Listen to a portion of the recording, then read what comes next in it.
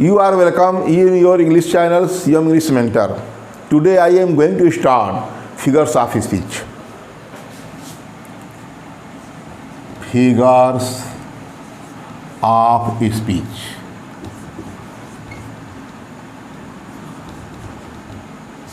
अलंकार, गहना, सजावट, यही है फिगर्स ऑफ स्पीच। हिंदी में अलंकार, इंग्लिश में फिगर्स ऑफ स्पीच। पहले थोड़ा डिफाइन कर लो। A figures of speech, a figure of speech is a deviation, वैसे is a deviation from the ordinary use of words with a view to increase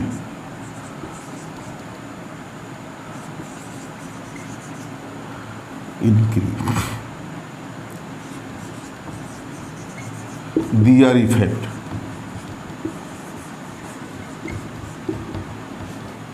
A figure of speech is a deviation. किससे deviation, किससे विचलन, किससे हटाना? From the ordinary use of words, शब्दों का सामान्य प्रयोग से हटाना। विथ है किस लिए? With a view to increase their effect, उनके प्रभाव को, मेरे शब्दों के प्रभाव को बढ़ाने के लिए ये डिवाइएशन है। फिगर्स ऑफ स्पीच है क्या?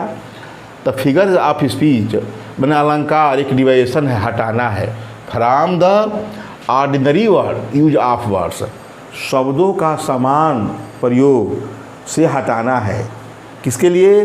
With a view to increase their effect, उनके प्रभाव को, मतलब उन शब्दों के प्रभाव को बढ़ाने के लिए। कहने का मतलब कि सामान्य शब्द, जो इस शब्दों को अपने भाषा में हम प्रयोग करते हैं जनरली, उसको, उसी शब्दों को सजाकर, सरल करके, मतलब अपनी सिंपल भाषा को दूसरी भाषा में नवीनता लाकर, उसमें सहजता लाकर, साहित्यिक रूप से जो हम एक्सप्रेस करते हैं, वही हमारा क्या है? ये फिगर ऑफ स्पीच अलंकार है। तो कहने का मतलब कि ये फिगर ऑफ स्पीच है क्या? तो ऐसा डिविएशन है, ऐसा विचलन है, ऐसा हटाना है जो कि उन्हीं शब्दों को जो सामान्य रूप से प्रयोग करते हैं, उनके प्रभाव को बढ़ाने के लिए विशेष रूप से प्रयोग किया जाए, वही हमारा फिगर्स ऑफ स्पीच है। ये कहा जाए कि किसी का नाम लिखा जाए, बड़ी वो मान लीजिए कहा जाए राम एक गाय है, तो गाय कहा गया, गाय कि राम एक गाय। हम लोग अपनी भाषा में बोलते हैं कि फलाना आदमी बहुत सीधा है, गाय है, भोला है, इस तरह बोलते हैं। तो उसका मतलब कि गाय नहीं कह कि राम इज काऊ, मतलब वो साहित्यिक भाषा बोला गया इस तरह कह के कि गाय है, मतलब Ram is simple and honest man, ये कहा जा रहा है। तो कहने का मतलब कि इसमें ये मैं कहूँ कि सीता का मुख सुंदर है। सुंदर तो कह दिया, लेकिन किसी के तुलना करके और तरीके कह दे कि सीता का मुख चंद्रमा के समान सुंदर है, या चंद्रमा के समान है, सुंदर नहीं कह के सीता का मुख चंद्रमा के समान है। तो वह जो है ऑर्डिनरी में उसी शब्द का, सीता का मुख चंद्रमा के समान है, उसको जो है हम ऑर्डिनरी वर्ड को हम विशेष रूप में उसके प्रभाव को बनाने के लिए मैंने किया है। कहने का मतलब कि उसका सामान्य शब्दों का जो यूज हो रहा है, उसको क्या कर रहे हैं? इफेक्ट करने के लिए, प्रभावित करने के लिए हम यूज करते हैं, वही हमारा फिगर्स ऑफ स्पीच है। ठीक है, ये कहे अब दूसरे शब्दों में कि जिस प्रकार कोई औरत अपने अलंकार गहनों में सुशोभित होती है, उसी प्रकार हमारी इंग्लिश में पोएट्री भी फिगर्स ऑफ स्पीच से सुशोभित होती है। पहले कहें just as a woman, just as a woman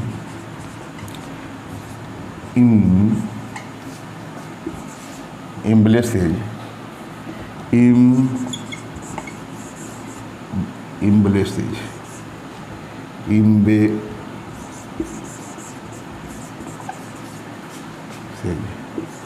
with her ornament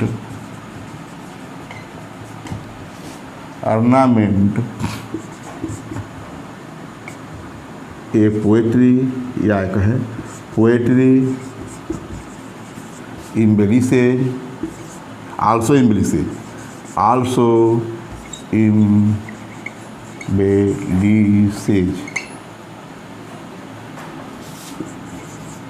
with figures of speech.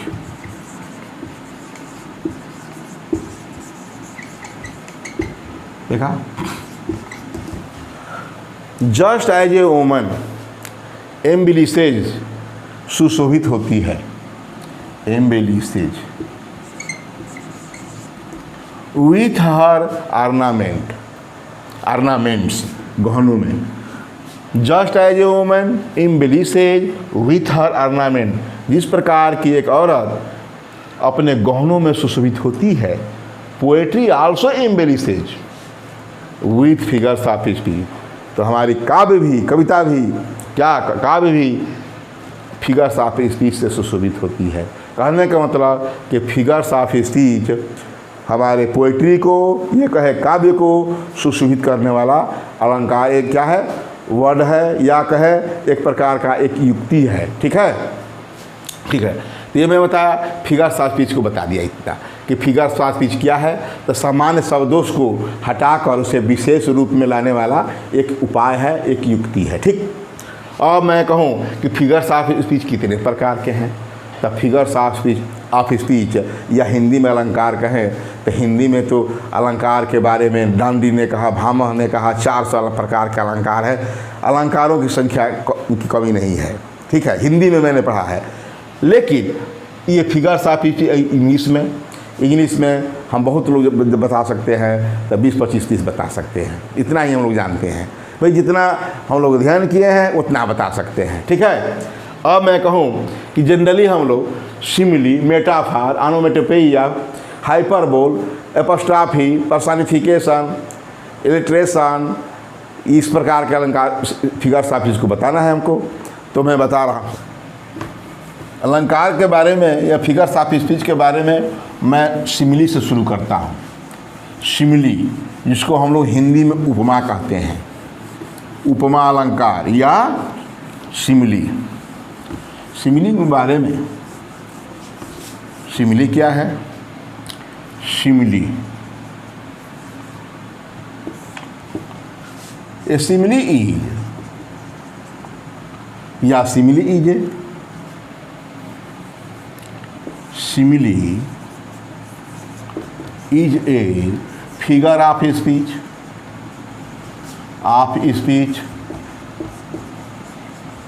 in which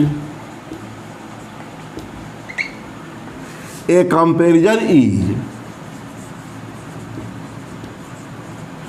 is made, a comparison is made between two objects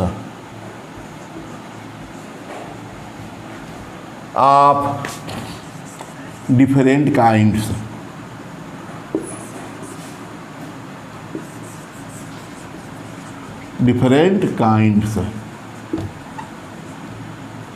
at least one point in common. The words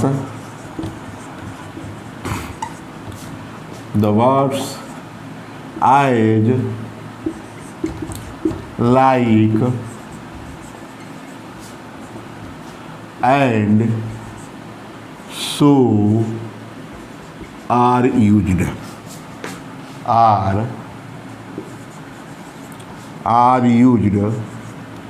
for comparison words, या ये कहे the comparison words as like and so are used, या कहे the words as like and so are used used as comparison words, comparison words. ठीक है, ठीक, मतलब the words as like and so are used as comparison words. ठीक है, simile क्या है अब बता रहा हूँ। Simile is a figure of speech. उपमा वह अलंकार है, हिंदी लिख देते हैं। वह उपमा वह अलंकार है इन विच, जिसमें कि ए कंपेरिजन इज मेड, एक तुलना जो है की जाती है, बिटवीन टू ऑब्जेक्ट्स, दो वस्तुओं के बीच में, टू ऑब्जेक्ट्स है, ऑफ डिफरेंट काइंड्स, माने भिन्न अलग अलग प्रकार के वस्तुओं के बीच तुलना की जाती है। एट लीस्ट, कम से कम वन पॉइंट इन कॉमन, वो दो भिन्न वस्तुओं की तुलना की जाती है किंतु एक पॉइंट कॉमन होता है, समान होता है। इसकी पहचान क्या? The words as like and so are used as comparison words. Comparison words तुलनात्मक शब्द के रूप में एज लाइक एंड सो का प्रयोग किया जाता है, यही पहचान है एज लाइक एंड सो का। ये कहें कि सिमिली वह फिगर ऑफ स्पीच है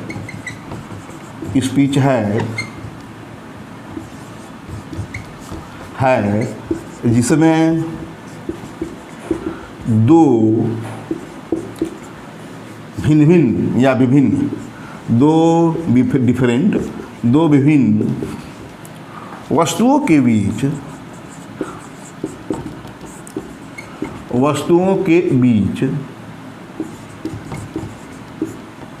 बीच तुलना की जाती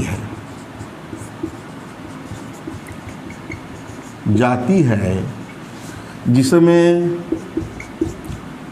एक बात या एक गुण, जिसमें एक पॉइंट माने एक बात समान होती है। इसमें एक बात या एक पॉइंट, इसमें एक बात का गुण, क्वालिटी, एक बात का गुण समान होता है।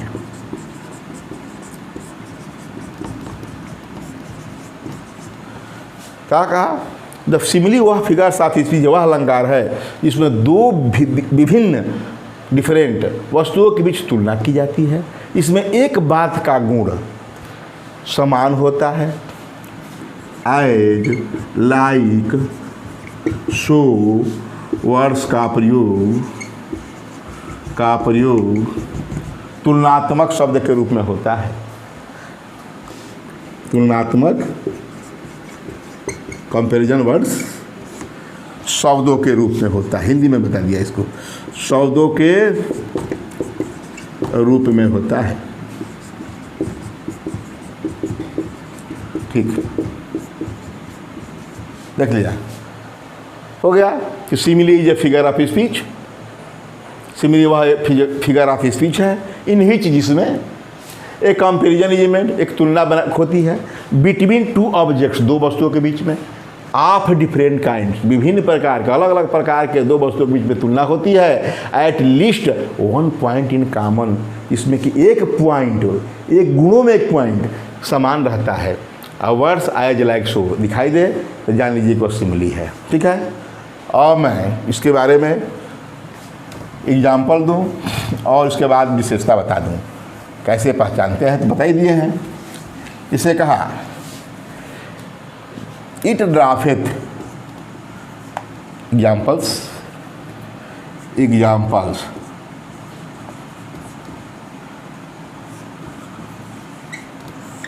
इट ड्राफेथ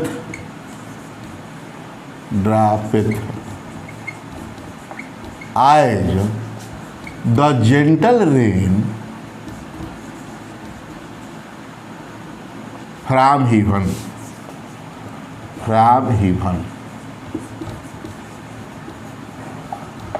देखिए एज का प्रयोग हुआ है, इसी को देख करके हमें समझ लेना है कि यह सिमिली है। यही पूछता है कि लाइन दे देगा, अब वो पूछेगा कि कौन सा फिगर से है, कौन सा अलंकार है इसमें। तो it droppeth as the gentle rain from heaven। आप देख रहे हैं कि एज कैपिटल से heaven का है, ऐसा क्यों है? हिबन मतलब स्वर्ग होगा, आसमान भी होगा, ठीक है। इस शेक्सपियर की लाइन है मर्सी, ये मर्चेंट ऑफ वेनिस ड्रामा का मर्सी एक पोयम जो है, जो कि हमारे इंटरमीडिएट का क्लासेज में मिलता है, उसी का लाइन है, ठीक। कि it droppeth as the gentle rain from heaven. दया, ये मर्सी के लिए लगा है, छोड़िए। तो दया जो है ऐसा गुण है कि जिस प्रकार की आसमान से होने वाली वर्षा धीरे धीरे ज़मीन पर गिरती है, उसी प्रकार दया भी अपने आप आने वाला गुण है, ठीक है। यही का अर्थ है। तो इट ड्रापेथ एज, ये ड्रापेथ का मतलब कि ड्राप्स, ये जो है हमारा एंशिएंट इंग्लिश है, ठीक है। हिंदी में भी ऐसा है, इट ड्राप्स, देखा, it drops as the gentleman from heaven, इसका अर्थ ये है it drops as the gentleman. तो छोड़िए, जैसे पोइट्री है, पोइट्री में जैसा लिखा है मैं लिखा, ठीक, यही हो गया। और बता दूं कि राणा प्रताप वाज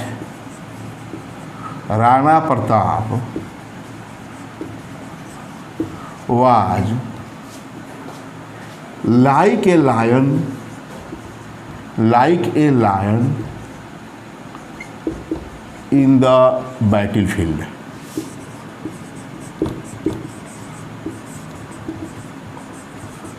राणा प्रताप लड़ाई के मैदान में एक शेर के समान थे। थोड़ा तुलना करूँ अब है, वहाँ तो मैं बता दिया पोइट्री में कि इट ड्रापेथ मर्सी को जो है जेंटल रेन से तुलना किया गया है। जेंटल रेन से बता दूँ, जेंटल धीरे धीरे आने वाला, जब बरसात होती है तो बरसात धीरे धीरे जब गिरता तो अच्छा लगता है, सुहावना लगता है, उसमें कोई रोक टोक नहीं, आसमान से जब गिरती है तो कोई रोक नहीं पाता। उसी प्रकार ईट मतलब यहाँ मर्सी के लिए है, ईट की तुलना यहाँ जेंटल रेन से किया गया है, ठीक है। मतलब एक पॉइंट क्या है, तो दया भी अपने आप, एक पॉइंट क्या है कि दया भी किसी को थोपने से नहीं, मैं कहूँ कि दया करो तो कर नहीं सकते, अपने आप आने वाला गुण है दया। उसी प्रकार आसमान से वर्षा जब गिरती है तो कोई रोक नहीं सकता, अपने आप गिरती है। एक पॉइंट तुलना क्या है, एक पॉइंट दोनों में कॉमन क्या मिला कि ऑटोमेटिक आने वाला, गिरती है वर्षा अपने आप गिरती है, दया भी अपने आप आती है, हो गया वन पॉइंट इन कॉमन। यहाँ देखिए, Rana Pratap was like a lion in the battlefield. Rana Pratap एक लड़ाई के मैदान में शेर के समान थे। तो शेर के समान कहा, मतलब शेर क्या होता है? राणा प्रताप व्यक्ति थे, अरे हम लोग जैसे मनुष्य थे, और ये शेर है। ये बताइए, ये एक ऑब्जेक्ट ये हुआ और दूसरा ऑब्जेक्ट लायन हुआ, इन दोनों ऑब्जेक्ट के बीच में तुलना की गई है। इसी को फर्स्ट बता दूं, इसमें क्या है, तो दो ऑब्जेक्ट के बीच में तुलना करना है। राणा प्रताप का तुलना हम किससे किए हैं? शेर से। शेर की और क्या क्वालिटी बताइए, क्या गुण है? तो शेर शक्तिशाली होता है, नहीं कि शेर है, बहादुर होता है, करेजियस होता है, हिम्मती होता है, ठीक है। इसकी तुलना राणा प्रताप भी बहादुर थे, उन्होंने मुगलों की गुलामी नहीं मानी, हार नहीं स्वीकार की, कहने का मतलब अंतों तो भले घास की रोटियां खाए लेकिन लड़ते हुए मरे, ठीक है। कहने का मतलब वह भी शेर के समान, मतलब शेर में क्या गुण है? शक्तिशाली है, बलवान है, करेजियस है, साहसी है ही ना, ठीक। तो लायन और राणा प्रताप दो अलग अलग ऑब्जेक्ट्स है, यह व्यक्ति है या पशु है, किंतु वन पॉइंट इन कॉमन, तुलना तो किया गया है। लाइक ए लायन, शेर थे इन द बैटल, लड़ाई के मैदान में। जैसे शेर जो है जब पीछा करता है शिकार के तो बिना पकड़े नहीं छोड़ता, उसी पर राणा प्रताप भी अपनी लड़ाई के मैदान में शेर की तरह दहाड़ते थे, यही ना कह रहा है। तो कहने का मतलब कि राणा प्रताप और लायन की तुलना की गई है। कह दे, राणा प्रताप और लायन में ये अलग अलग, ये डिफरेंट हो गए, ये भी डिफरेंट जानी गए। एक व्यक्ति और एक पशु हो गया डिफरेंट, में तुलना की गई है,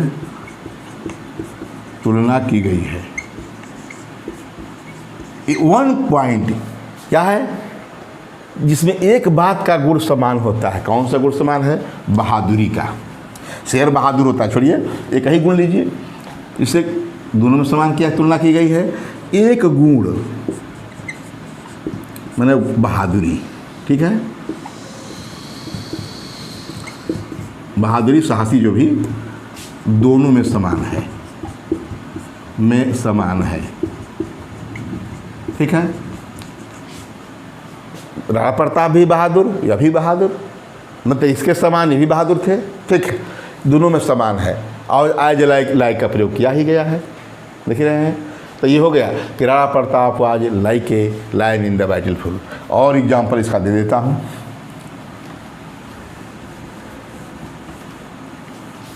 I wandered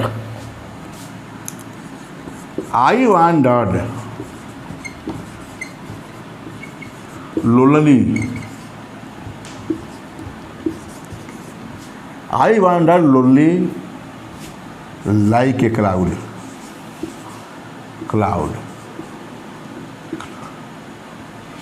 I wandered lonely as a cloud. ये वर्ड्सवर्थ का लिखा हुआ है। इसका दूसरा नाम है डैफोडिल्स, ठीक है। I wandered lonely as a cloud, ये वर्ड्सवर्थ कह रहा है डैफोडिल में, ठीक है। आई वंडर्ड भ्रमण करता रहा अकेले जैसे बादल करते हैं, ठीक है। तो कहने का मतलब कि वंडरिंग जो है अपने को बादल से तुलना किया है। जैसे बादल जानते आसमान में तैरते रहते इधर के उधर, उसी प्रकार वर्ड्सवर्थ जो है आज ए नेचर पोएट, वह प्रकृति पुजारी था, प्रकृति विश्वास करता था। तो वह जो है कह रहा है कि I wandered lonely as a cloud, जैसे कि बादल जो है आसमान में इधर उधर मंडराता रहता है, उसी प्रकार मैं भी वंडर करता रहा, भ्रमण करता रहा, ठीक है। और जो है और एग्जाम्पल देता हूँ इसका, इसी वर्ड्सवर्थ का। Thy heart was like A star, thy heart इसलिए बता रहा कि सब पूछता है। Thy heart was like A star, thy heart was like A star and dwelt A part.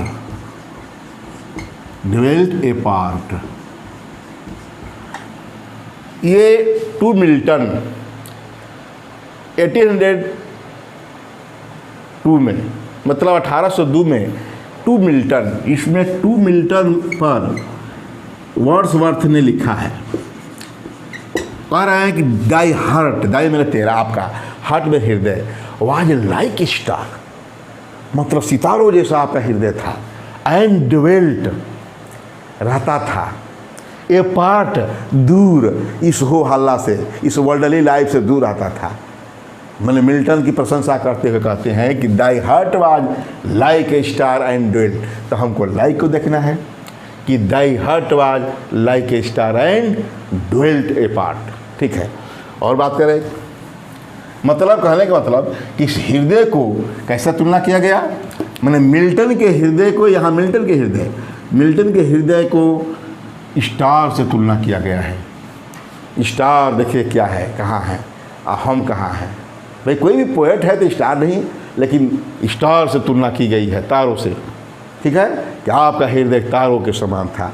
क्या तारे बहुत ऊंचाई हैं, चमकते हैं, अपने आप में स्वतंत्र हैं, और हमारे इस हो हल्ला दुनिया से बहुत दूर हैं, ड्वेल्ट ए पार्ट, बहुत दूर है। तो वही कह रहा है कि दाई हार्ट, इस हृदय की तुलना स्टारों से किया गया है। स्टार क्या है भाई, उस पर कोई दाग नहीं है, उसी प्रकार आपका हृदय भी बेदाग था, मिल्टन से को कहते हैं। जैसे एक और बता दूँ, live like a hermit and but work like a horse. देखा, लिव रहो, like a hermit but work like a horse. अब हम ही लोग कहा जा रहा है, इम्परेटिव सेंटेंस में है, लिव लाइक ए हर्मिट, और एक साधु के समान रहो। साधु का तुलना क्या है? वो एकांत में रहते हैं, शांत रहते हैं, तो रहने का, but work like a horse, लेकिन काम कैसा करो, घोड़े की तरह तेज। ठीक है, तो live like a hermit but work like a horse. अब इसमें बता दें दूसरा एक और, ही वाज या he is as strong as an ox. He is as strong as an ox. As और एज, वह इतना मजबूत है जितना कि सांड बैल। ठीक है, तो कहने का मतलब देख रहे हैं कि इसमें तुलना की गई है दो भिन्न वस्तुओं से। ही की तुलना हमारा आक्स से किया गया है। अभी लिख भी दिया कि स्ट्रांग, जान गया कि तुलना शब्द में स्ट्रांग भी है। अभी कहने का मतलब ही is as strong as an ox कह दिया, तो आक्स में ही में तुलना किया गया। हम आदमी हैं, वो जो है बैल तो है ही, लेकिन उनका गुण क्या है, वह मजबूत है, बलवान है, शक्तिशाली है, वही कहा गया। तो कहने का मतलब कि इस वीडियो में मैंने पहले तो ये बताया कि फिगर्स ऑफ स्पीच होता क्या है। तो फिगर्स ऑफ स्पीच वही होता है जो हमारे एक स्त्री के लिए, सभी के लिए, जो हम अपने सजावट के लिए कपड़े पहनते हैं, बढ़िया से रहते हैं, नहीं कम भी कपड़ा पहने, अच्छे से सजावट ना करें तभी हमारा काम चल जाएगा। ये नहीं कि खूब बढ़िया सजावट करते हैं, ठीक ठाक से रहते हैं तभी काम चलने वाला है। काम तो हमारा किसी तरह से चलने वाला है, किंतु हम अपने को ठीक रखने के लिए अपनी सजावट करते हैं। ठीक उसी प्रकार पोएट्री भी, जो सामान्य शब्दों का प्रयोग समान रूप से किया जाए तभी कोई अर्थ बिगड़ने वाला नहीं है, लेकिन उसको और अच्छा बनाने के लिए जो समान है उसे बेटर और वर्स, मतलब उसे अच्छा करने के लिए हम उन्हीं शब्दों को दूसरे रूपों में बोलते हैं। वही हमारा फिगर्स ऑफ स्पीच है, ताकि उसको इम्फैटिक हो, प्रभावित हो। और मैंने इसमें बताया कि फिगर्स ऑफ स्पीच तो अनेकों प्रकार के होते हैं, जो कि हम 2-4-10 बता देंगे जो बताना है। इसमें मैंने सिमिली शुरू किया, सिमिली के बारे में बतला दिया कि simile is a figure of speech in which A comparison is made between two objects of different kinds at least one point in common. इन्हें बताया कि यह सिमिली वह अलंकार है जिसमें दो विभिन्न वस्तुओं के बीच में एक तुलना की जाती है, और एक तुलना क्या, दो विभिन्न वस्तुओं के बीच में, और उसमें एक पॉइंट जो है कॉमन रहता है, यही बताया। और 2-4 मैंने एग्जाम्पल दिया। मैं एक बता दूं कि सिमिली की पहचान के लिए आप जानते हैं कि एज, लाइक और सो, ये हमेशा दिखिएगा, ये हमेशा काम देगा। ये पहचान क्या है। यदि आप कहें कि नहीं हम सिमिली एज लाइक ये तो तुलना है, तो एक प्रकार के वस्तु या व्यक्ति के बीच में तुलना करते हैं तो वह सिमिली नहीं होगा, वह फिगर्स ऑफ स्पीच होगा। जैसे मैं कहूँ I am as intelligent as my brother, तो मेरा भाई भी जो है वह भी पुरुष है, मैं भी पुरुष हूँ, मतलब एक ही जाति, वह भी मनुष्य, एक हम ही मनुष्य, तो तुलना एक जात में हुआ तो वह कंपैरिजन हुआ, न कि सिमिली हुआ। ठीक है, इसको आप लोग देखिएगा, इसे लाइक, पसंद और सब्सक्राइब जरूर कीजिएगा। थैंक्स।